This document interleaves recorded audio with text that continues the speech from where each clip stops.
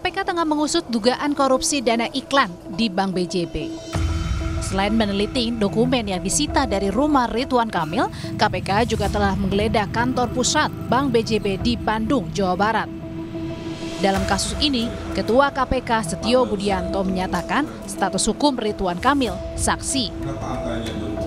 Nanti pasti akan didalami ada keterlibatan atau tidak, atau hanya saksi atau hanya internal BJB sendiri yang melakukan cara-cara yang tidak sesuai dengan aturan. Kalau Pak RK sendiri, Pak RK akan diperiksa kapan? Akan dipanggil? Nanti pasti ya saya kembalikan kepada penyidik lah itu, urusan teknis seperti itu. Penyidik, direktur penyidikan, Kasatgas yang akan menentukan sesuai dengan tuntutan. Tapi statusnya apa sekarang nih Pak RK? Saksi. Dalam kasus dugaan korupsi di Bank BJB, peneliti Pukat UGM Zainur Rohman menyebut KPK patut menyelidiki ada tidaknya cawe-cawe posisi Gubernur Jawa Barat saat itu terkait penempatan orang dengan dana yang digunakan untuk iklan.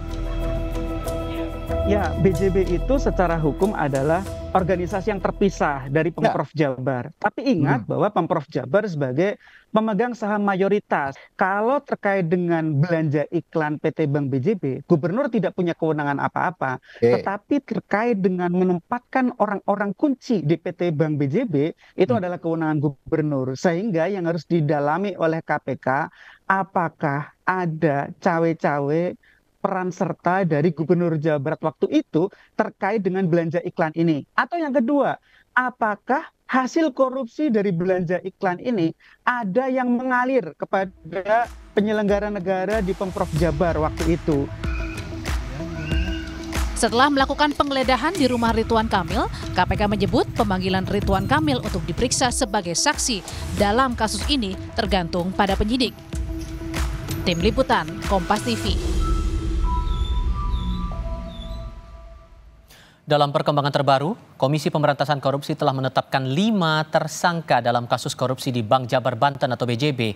Dari 5 tersangka yang ditetapkan, salah satunya adalah mantan Direktur Utama Bank BJB. Yaitu nomor 13 sampai dengan 17 untuk 5 orang tersangka.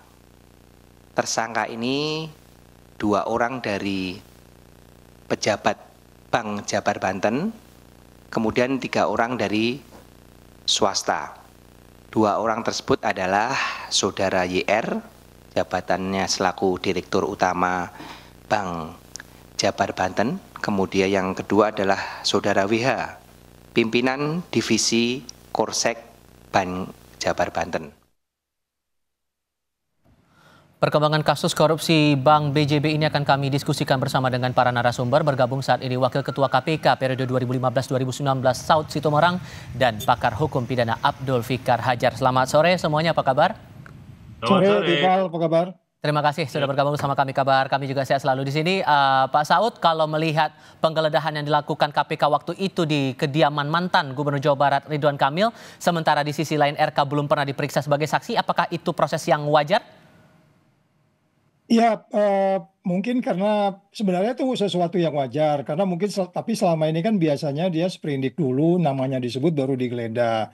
Kalau dalam putusannya Mahkamah Konstitusi tahun 2014 itu kan apa yang disebutnya memperluas objek pra-peradilan itu mencakup penggeledahan dan penyitaan. Jadi itu bisa dilakukan.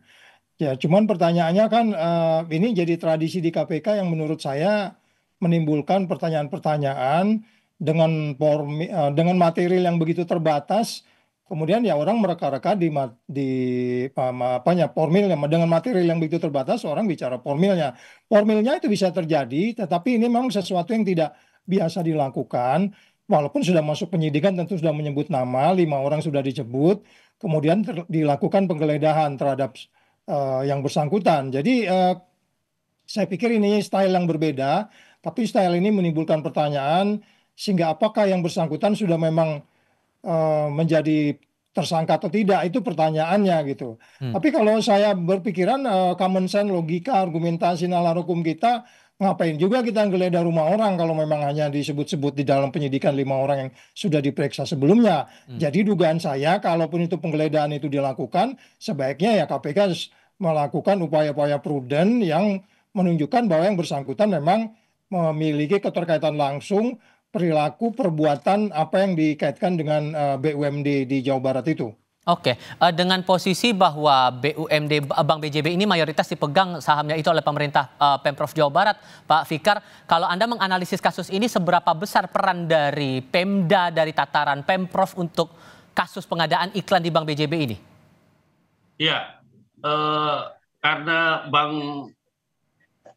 pembangunan daerah itu pemilik sahamnya Pemda, ya, maka saya kira Pemda itu juga ikut mengendalikan gitu ya, dalam arti apakah itu kebijakan atau apa, dan Pemda itu representasinya adalah kepala daerahnya gitu ya, kepala daerahnya. Nah karena itu ya menurut saya ada dasarnya juga kemudian KPK melakukan tindakan upaya paksa, dalam hal ini adalah penggeledahan di tempat-tempat yang memang dianggap berkaitan dengan tindak pidananya gitu ya. Nah apakah nanti bisa dibuktikan dari keterangan dari alat bukti yang lain bisa disangkutkan dengan bekas kepala daerahnya yang dulu umpamanya. Nah itu tergantung nanti pemeriksaan KPK. Tetapi bahwa KPK menggeledah sebuah rumah itu bagian dari pengumpulan alat bukti gitu kalau menurut saya. Seperti Pak Saud katakan tadi benar bahwa itu bagian dari satu sisi itu merupakan bagian dari pengumpulan alat bukti, di sisi yang lain ya harus ada kejelasan juga terhadap orang yang umpamanya rumahnya digeledah dan sebagainya gitu. Karena sampai saat ini sepertinya belum diperiksa ya, belum dilakukan pemeriksaan begitu. Tapi juga terakhir kami dapatkan informasinya KPK akan memanggil juga Ridwan Kamil, Pak Saud. Sepenting apa atau sekrusial apa posisinya dan sejauh mana harus digali oleh penyidik terhadap Ridwan Kamil ini dalam perkara ini menurut Anda? Ya itu presiden di daerah kan bertanggung jawab sama perkembangan daerah itu. Makanya badan usaha milik daerah, kenapa itu dikaitkan dengan potensi apa nanti kita belum lihat formilnya ya. Material yang maksud saya, apakah itu dia dikenakan pasal yang dikaitkan gratifikasi atau pasal 2 pasal 3-nya. Karena ini kan pengadaan barang dan jasa. Most likely pengadaan barang dan jasa itu ya pasal 2 pasal 3. Dalam hal ini berbuat atau tidak berbuat, dia gunakan wewenangnya atau yang lain-lain. Jadi sekali lagi bisa jadi ini strategi yang saya selalu bilang itu strategi bubur panas yang ngambil dari pinggir-pinggir dulu. Ya, tapi kan banyak kejadian ini namanya strategi buburnya malah basi gitu, nggak ditindaklanjuti. Ini yang menimbulkan pertanyaan. Termasuk Tipal tanya saya sore hari ini kan pasti di kepalanya, ini jadi nggak sih ini? Gimana sih ini kan gitu ya. Jadi ini mungkin ya kita awasi saja supaya kemudian KPK menjadi sebuah institusi yang bisa menjadi contoh yang disebut sebagai koordinasi supervisi monitoring kepada institusi yang lain gitu Tipal. Oke, kalau menurut Pak Fikar urgenkah untuk diperiksa setelah digeledah rumah Ridwan Kamil ini, Pak Fikar? Ya, saya kira sangat berdasar gitu ya. Tiba-tiba rumah orang diperiksa, maka ya menurut saya orang ini harus diperiksa juga. Apa kaitannya dengan pemilik rumah kan begitu, ya kan? Kalau tidak ada kaitan kan juga tidak logis gitu ya. Tidak logis dan menurut saya tidak ada dasarnya juga gitu. Nah, karena ini bahwa melacaknya dari tindak pidananya ya, dari perbuatannya gitu ya oke, tapi kemudian juga harus dikaitkan dengan kalaupun pada kalau tempat umum sih nggak ada masalah gitu, tetapi ini tempat rumah orang kan, rumah seseorang gitu. Nah karena itu kemudian harus jelas juga posisi seseorangnya itu, pemilik tempat yang digeledahnya begitu. Oke, membaca kasus dari penggelembungan atau markup uang iklan, Pak Saud, ini kalau Anda menangkapnya untuk bank daerah terutama yang dikelola oleh mayoritas ya dari tataran pemerintah daerah atau pemerintah provinsi, ini hal yang lumrahkah terjadi? Iya, nanti yang menarik nanti kan BPK harus mengaudit gitu. Karena kalau di dalam usaha itu kan ada input, output, outcome, impact gitu ya kan. Ngeluarin uang sekian miliar itu kalau ada gunanya untuk apa juga, nanti BPK harus mengaudit itu sehingga nanti di situ terlihat di mana penyimpangannya, di mana sesuai nggak dengan peruntukannya dan seterusnya. BPK pasti akan bisa mengaudit itu apakah dalam kaitan kinerja perbankan itu maupun dalam kaitan yang disebutnya strategi pemerintah untuk mengembangkan bank itu. Jadi yang menjadi masalah kan sekarang itu kalau dibicara dia menyebut peruntukannya adalah untuk Iklan berarti kan supaya nasabah datang, supaya bank itu banyak didatangi oleh siapapun untuk kemudian nyimpen uang di situ dan seterusnya dan seterusnya. Ya ini justru tadi kan terbalik dong. Masyarakat lo ini untuk iklan aja kamu korupsi, ngapain gue nyimpen di banknya lo kan gitu kan. Jadi aneh gitu. Oke, termasuk juga untuk analisis penempatan orang-orang yang bertanggung jawab untuk urusan penempatan dana iklan ini juga perlu ditelusuri lebih lanjut juga Pak Fikar?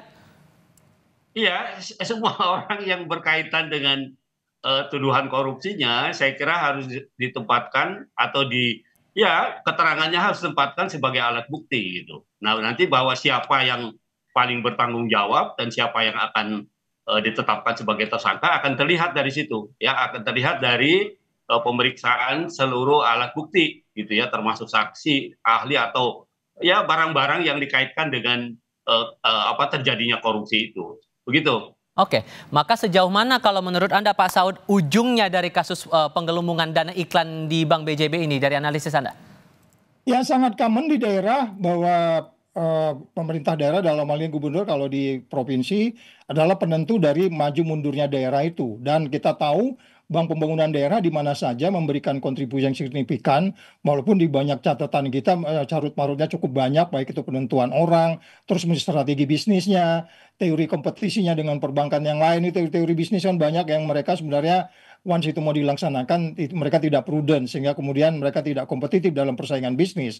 Nah ini kan menunjukkan bahwa ketika terjadi sesuatu yang tidak prudent seperti ini, pengeluaran yang tidak bisa dipertanggungjawabkan, itu saja sudah menunjukkan indikasi bahwa badan usaha milik daerah itu selalu ditentukan oleh bagaimana visi misi kepala daerah itu dalam hal ini gubernurnya. Dan sekali lagi kalau ini kita bertanya pembelajaran buat perbankan yang lain, KPK harus tegas karena kan setiap provinsi punya bank nih. Ya. Jangan ini ya semuanya kayak begini juga gitu. Modusnya itu iklan dan lain-lain, pemberian kredit kepada orang yang konflik of interest, tidak transparan. Ini kan kita baru bicara satu sisi. Sisi lain belum dipelajari dan itu saya harapkan KPK harus masuk kemudian mencari satu model untuk kemudian menjaga bank di daerah ini. Banyak juga yang baik untuk kemudian tetap kompetitif gitu Mas Opal. Oke, Pak Saud, Pak Fikar, terima kasih banyak sudah berbagi pandangan bersama kami kali ini. Sehat selalu semuanya. Selamat sore.